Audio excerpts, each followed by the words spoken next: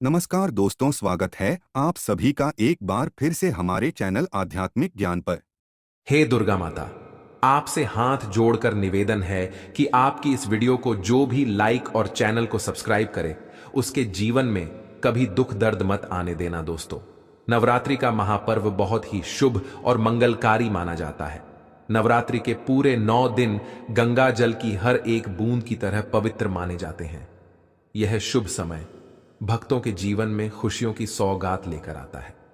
दोस्तों, आपको बता दें, 2024 में इस साल चैत्र नवरात्रि के प्रथम दिन मंगलवार होने से माता दुर्गा की सवारी इस बार घोड़ा है।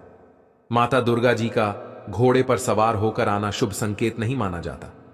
धार्मिक मान्यताओं के अनुसार जब भी माता दुर्गा जी घोड़े पर सवार होकर आती हैं, तो सामाजिक और राजनीतिक स्तर पर बड़े बदलाव देखने को मिल सकते हैं। घोड़े को तीव्रता, युद्ध आदि का प्रतीक माना जाता है। इसलिए जब भी माता की सवारी घोड़ा होता है तो राजनीतिक गलियारों में हलचल देखने को मिलती है।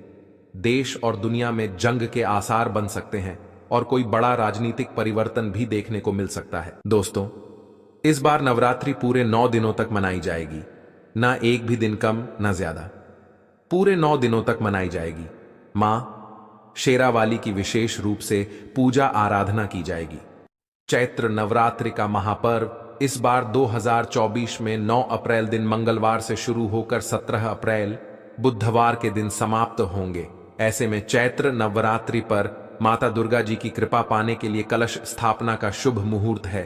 9 अप्रैल को सुबह 6:02 से 10:16 के बीच कलश स्थापना का शुभ मुहूर्त रहेगा। मुहूर्त में की गई पूजा बहुत ही शुभ मानी जाती है।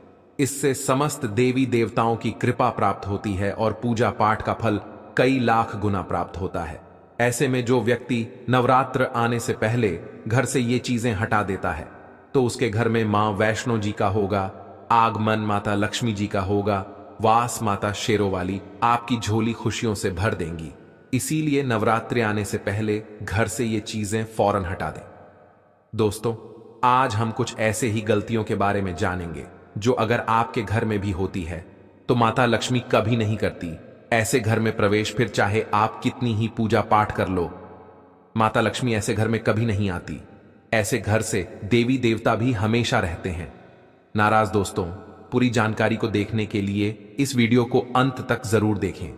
सच्ची श्रद्धा से कमेंट बॉक्स में लिखे हर हर महादेव, ओम नमः शिवाय महादेव के लिए एक लाइक तो बनता है। दोस्तों, सबसे पहले नवरात्रि के पहले ही मंदिर की अच्छी तरह से साफ सफाई कर लें।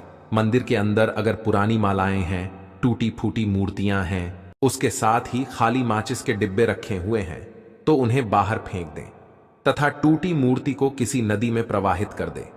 घर में छोटे बच्चों को नवरात्रि का व्रत नहीं रखना चाहिए। इससे उनकी जान को खतरा हो सकता है, क्योंकि इस व्रत में शरीर को अधिक शक्ति की जरूरत होती है। माता शेरावाली की तस्वीर अगर कांच के फ्रेम की है और वो कांच हल्की सी अगर टूटी हुई हो, तो ऐसे कांच को बदलवा लें या ऐसी तस्वीर को जल में विसर्जित कर दें।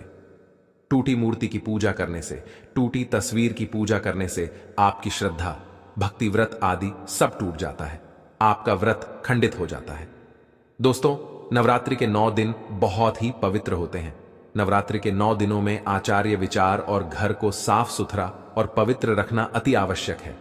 इसीलिए नवरात्रि के 9 दिनों में ब्रह्मचार्य का पालन किया जाता है और तामसिक भोजन ग्रहण नहीं किया जाता। नवरात्रि के 9 दिनों में माता रानी के भक्तों को प्याज, लहसुन, मांस, मदिरा और अंडे से दूर रहना चाहिए। अधिकतर भक्त इन नियमों का पालन भी करते हैं, लेकिन वो एक गलती कर बैठते हैं। वो नवरात्रि के 9 दिनों में अपने घर इन अपवित्र चीजों को रख लेते हैं। ऐसा भूल कर भी नहीं करना चाहिए। भागवत पुराण के अनुसार नवरात्रि के 9 दिनों तक माता रानी अपने भक्तों के घर में वास करती हैं। अगर आप भी चाहते हैं कि माता रानी आपके घर में वास करें, तो आप अपने घर के वातावरण को पवित्र रखें और नवरात्रि शुरू होने से पहले ही अपने घर से प्याज, लहसुन, मिर्च, अंडा और मदिरा को बाहर निकाल दें। अपने घर को साफ रखें। इन वस्तुओं को घर से बाहर निकालने के बाद अपने घर में गंगा जल का छिड़काव अवश्य करें। भगवत गीता में भगवान कृष्ण जी कहते हैं, बगैर गंगा जल छिड़काए कोई भी मंगल कार्य सफल नहीं माना जाता। गंगा जल का छिड़काव स्वयं भगवत गीता में भगवान श्री कृष्ण जी ने बताया था। अगर आपके घर में गंगा जल ना हो तो मार्केट से गौमूत्र ला सकते हैं और गौमूत्र लाकर आप गौमूत्र का अपने घर में छिड़काव करें। बस थोड़ा सा पानी में डाल लें, इससे आपके घर का वातावरण पवित्र हो जाएगा। घर में मौजूद नकारात्मक ऊर्जा भी नष्ट हो जाएगी। और जिस घर में वातावरण पवित्र होता है और नकारात्मक ऊर्जा नहीं होती, वहां माता रानी का वास सदैव होता है। नवरात्रि के पहले आप अपने पूरे घर की अच्छी तरह से साफ सफाई कर लें। घर में जो भी फालतू सामान है, फटे पुराने कपड़े, उन्हें बाहर निकाल दें। घर में बेकार पड़ा सामान नकारात्मक ऊर्जा लाता है, इसीलिए गंदगी बिल्कुल भी ना करें। धूप दीप जलाकर वातावरण को स्वच्छ रखें। दोस्तों, माता के आगमन के लिए घर का दरवाजा जरूर सजाना चाहिए। इससे माता आकर्षित होती हैं और घर के द्वार में प्रवेश करती है। मां के आगमन के लिए द्वार को फूलों से सजाना चाहिए। दोस्तों, कई लोग ऐसे हैं जो माता रानी की चौकी कागज बिछाकर बनाते हैं, जो कि बिल्कुल गलत माना गया है। माता की चौकी के लिए आप नीचे लाल कपड़ा ही बिछाएं। काला कपड़ा और सफेद कपड़ा भूलकर भी नहीं बिछाना चाहिए। ध्यान रखें, कपड़ा फटा भी नहीं होना चाहिए। दोस्तों, अगर आपके घर में देवी देवताओं की खंडित मूर्तियां या फटा हुआ चित्र अगर हो तो उसे किसी पवित्र नदी में विसर्जित कर दें, क्योंकि ऐसी मूर्तियां और चित्र दुर्भाग्य लाती हैं। देवी देवताओं की खंडित मूर्ति की पूजा ना करें और ना ही उन्हें घर में रखें, क्योंकि उन्हें घर में रखना बुरा माना जाता है।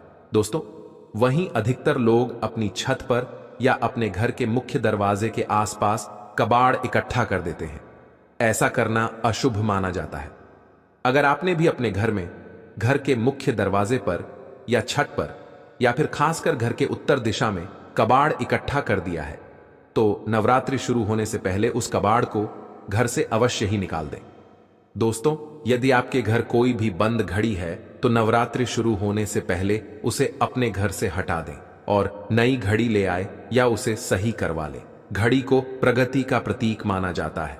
बंद घड़ी समय से पीछे चलने वाली हमारी प्रगति में बाधा डालती है। इसीलिए नवरात्रि शुरू होने से पहले ही आप बंद घड़ी को घर से बाहर निकाल दें।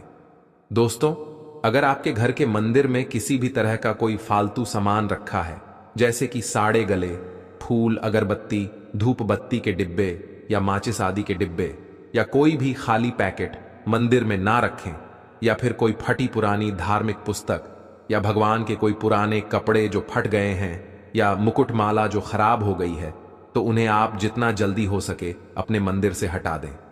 नवरात्रि से पहले आप अपने मंदिर की और मंदिर के आसपास की साफ सफाई अवश्य ही करें, तभी माता रानी की चौकी स्थापित करें। इसके साथ ही आप अपने धन रखने के स्थान की सफाई भी अवश्य करें, क्योंकि नवरात्रि के दौरान माता लक्ष्मी भी गृह प्रवेश करती हैं। धन रखने के स्थान पर किसी भी तरह का कोई भी फालतू सामान, टूटा हुआ सामान ना रखें। धन रखने के स्थान को मंदिर की तरह ही साफ रखें। नवरात्रि के दौरान माता रानी की पूजा में कौड़ियों को शामिल करें। माता रानी के साथ साथ रोजाना कौड़ी का भी पूजन करें। इसके बाद आप कौड़ी को धन रखने के स्थान पर रख दें। ऐसा करने से बरकत हमेशा होती है। अगर आपके पास पुराने जूते चप्पल इकट्ठे हो गए हैं तो नवरात्रि से पहले उन्हें घर से बाहर निकाल दें। पुराने जूते चप्पल की अशुभता के कारण ही घर में नकारात्मक ऊर्जा आती है और घर में अशांति और कलह का माहौल रहता है। नवरात्रि आने से पहले घर से जाला निकालना ना भूले। अगर जिस घर में जाला होता है उस घर में माता रानी कभी वास नहीं करती। साथ ही साथ टूटे फूटे बर्तन अगर घर में पड़े हैं या टूटा हुआ आईना भी अगर घर में हो तो उसे भी निकाल दें। घर में टूटे फूटे ईंट पत्थर भी नहीं रखना चाहिए, इससे माता लक्ष्मी नाराज हो जाती हैं। अब हम जानते हैं नवरात्रों के दौरान क्या नहीं खाना चाहिए और क्या नहीं पीना चाहिए और कौन सा फल खाने से व्रत संपूर्ण और सफल हो जाता है। दोस्तों, नवरात्रि के दिन सेब जरूर खाना चाहिए। शास्त्रों में बताया जाता है कि भगवान के भोग में सेब आदि जरूर अर्पित किया जाता है। अगर आपका व्रत है तो आपको सेब जरूर खाना चाहिए। केला, पपीता, तरबूज और मीठे अंगूर जरूर खाना चाहिए। इन फलों से व्रतधारी को शक्ति मिलती है और व्रत संपूर्ण हो जाता है। शास्त्रों में बताया जाता है कि नवरात्रों के दिनों में सीताफल जरूर खाना चाहिए। सीताफल खाने से 10 ऐसी बीमारियां हैं जो खत्म हो जाती है। माना जाता है कि नवरात्रों के दिनों में सीताफल का घर में प्रवेश होना बड़ा ही शुभ माना गया है। सीताफल खाने से नवरात्रि का व्रत सफल हो जाता है, क्योंकि इसमें माता सीता का आशीर्वाद मिला हुआ होता है। नवरात्रि के दौरान इसे जो भी खाता है उसे दुखों का सामना नहीं करना पड़ता। सीताफल आपको जरूर खाना चाहिए दोस्तों। नवरात्रों में व्रतधारी को डब्बा बंद लस्सी, डब्बा बंद जूस नहीं पीना चाहिए। उसमें कई केमिकल मिले होते हैं जिसके कारण आपका व्रत टूट सकता है। जब भी आप फलों का जूस पिए तो याद रखें उसमें नमक ना डालें, नहीं तो व्रत टूट जाएगा। साथ ही साथ जूस में बर्फ भी नहीं डालना चाहिए। फलों का सादा जूस पीने से व्रत सफल होता है। दोस्तों, नवरात्रि के दौरान सिंघाड़े का आटा या कुत्तू का आटा खाने से पहले यह देख लें कि आटा पुराना नहीं होना चाहिए, क्योंकि पुराने आटे में कीड़े वगैरह पड़ जाते हैं जिसके कारण आपका व्रत टूट सकता है, क्योंकि यह छोटे छोटे कीड़े हमें दिखाई नहीं देते और आपके मुंह तक पहुंच जाते हैं। ऐसा आटा खाना मतलब कीड़े मकोड़े का मांस खाने के बराबर माना गया है। दोस्तों, नवरात्रि के दौरान आप शाम के समय खाने में दही ले सकते हैं, आलू वगैरह खा सकते हैं, साबूनदाने की टिकिया बनाकर खा सकते हैं, साबूनदाने की और आलू के पापड़ भी खा सकते हैं। कई सब्जियां तो ऐसी हैं जो नवरात्रि के दौरान भोजन में शामिल कर सकते हैं। इससे आपको एनर्जी मिलेगी और व्रत सफल हो जाएगा। नवरात्रि के दौरान आप दूध पी सकते हैं जो आपको ताकत देगा, चाय वगैरह भी पी सकते हैं, लेकिन याद रहे उसमें नमक ना डालें। एक बात का ध्यान रहे, व्रतधारी को पेट भर खाना यानी गले तक भोजन नहीं करना चाहिए, नहीं तो व्रत रखना का कोई भी फायदा नहीं होगा। थोड़ा थोड़ा खा सकते हैं। दोस्तों, नवरात्रि के 9 दिन आदिशक्ति मां दुर्गा को समर्पित होते हैं। नवरात्रि के 9 दिन माता रानी के 9 अलग अलग स्वरूपों का पूजन किया जाता है। नवरात्रि के 9 दिनों में माता रानी को अलग अलग स्वरूप के हिसाब से अलग अलग पुष्प, अलग अलग भोग अर्पित किया जाते हैं। लेकिन क्या आप जानते हैं कुछ ऐसी वस्तुएं जिन्हें नवरात्रि के दौरान भूलकर भी माता रानी को अर्पित नहीं करना चाहिए? अगर इन वस्तुओं को आप गलती से भी माता रानी को अर्पित कर देते हैं तो आपको व्रत और पूजन का पूर्ण लाभ नहीं होगा। इसीलिए माता रानी की कृपा प्राप्त करने के लिए आपको ये जानना अति आवश्यक है कि वो कौन सी ऐसी वस्तु है जो माता रानी के पूजन में भूल कर भी इस्तेमाल नहीं करना चाहिए। तो आइए मां का जयकारा लगाते हुए वीडियो को शुरू करते हैं। दोस्तों, नंबर 1, नवरात्रि के दौरान शादीशुदा महिलाओं को सफेद कपड़े पहनकर पूजा पाठ नहीं करना चाहिए। साथ ही साथ काले कपड़े भी नहीं पहनना चाहिए, इससे पूजा व्रत आदि खंडित हो जाती है। माता की चौकी जब आप लगाएं तो उसके नीचे कागज नहीं लगाना चाहिए। माता की चौकी हमेशा लाल कपड़ा बिछाकर ही बनाना चाहिए। हमेशा याद रहे, नवरात्रों के 9 दिनों तक व्रतधारी को अपना आसन माता की चौकी के आगे ही लगाना चाहिए और वहीं पर आपको सोना चाहिए। मंदिर को नवरात्रि के दौरान अकेले नहीं छोड़ा जाता, बहुत ही अशुभ माना जाता है। इससे दुर्गा माता नाराज हो जाती है और हमेशा के लिए चली जाती है। दोस्तों, नंबर 2, नारियल। हिंदू धर्म में नारियल को समृद्धि, धन, श्रद्धा और सम्मान का सूचक माना जाता है। नारियल को श्रीफल भी कहा जाता है। नारियल को सुख समृद्धि में वृद्धि करने वाला माना जाता है। नारियल का हर मांगलिक कार्य में विशेष महत्व होता है।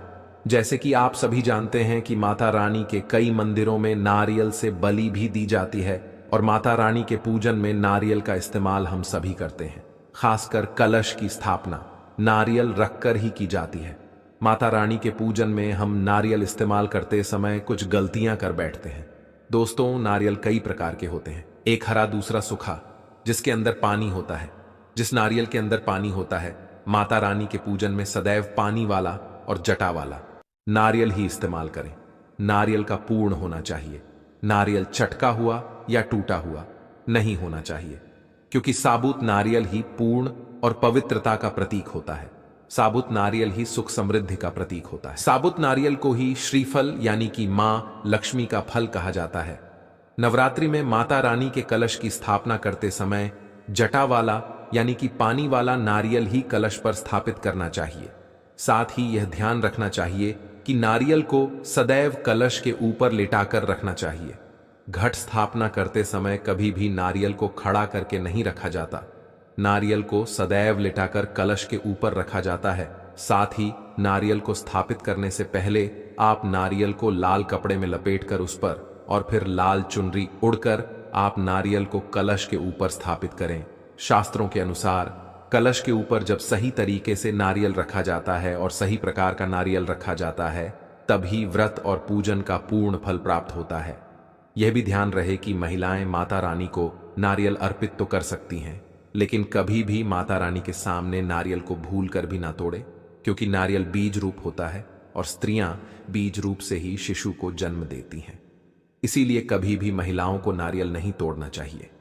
दोस्तों, नंबर 3, लौंग हम सभी माता रानी के पूजन में इस्तेमाल करते हैं, लेकिन लौंग का इस्तेमाल करते समय एक बहुत बड़ी गलती कर बैठते हैं। हमेशा ध्यान रखना चाहिए कि माता रानी को सदैव फूल वाली लौंग ही अर्पित करना चाहिए। जिस लौंग के ऊपर फूल नहीं होता या फिर जिस लौंग के पीछे लकड़ी की डांडी नहीं होती, उसको आप माता रानी के पूजन में भूल कर भी इस्तेमाल ना करें। फूल वाले लौंगों को ही पूर्ण माना जाता है और माता रानी के पूजन में कोई भी अपूर्ण वस्तु, कोई भी खराब वस्तु या टूटे हुए अक्षत इस्तेमाल नहीं करना चाहिए। इसीलिए सदैव माता रानी की पूजन में फूल वाली लौंग का ही इस्तेमाल करें। दोस्तों, नंबर 4, तुलसी के पत्ते अर्पित नहीं करने चाहिए। मां दुर्गा के पूजन में तुलसी पत्र का इस्तेमाल करना वर्जित माना जाता है। तुलसी पत्र के अलावा आंवला भी माता रानी को अर्पित नहीं करना चाहिए और दूर्वा भी माता रानी को अर्पित नहीं करना चाहिए।